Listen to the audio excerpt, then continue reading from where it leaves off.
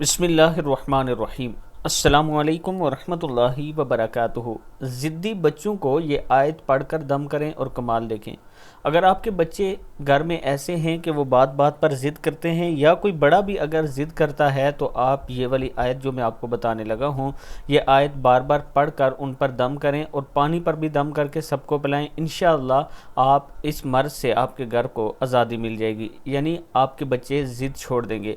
آیت کا بسم اللہ الرحمن الرحیم۔ وخشعت الأصوات للرحمن فلا تسمع إلا همسا۔ وخشعت الأصوات للرحمن فلا تسمع إلا خمسا۔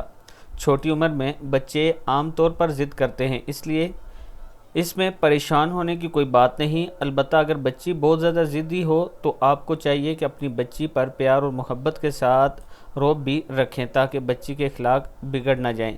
بچہ ہو یا بچی، دونوں کو ایک ہی طرح سے آپ نے ٹریٹ کرنا ہے، انہیں سکھانا ہے، تاکہ وہ ضد چھوڑ سکیں، اور ساتھ میں یہ آیت آپ نے ان پر دم کرنا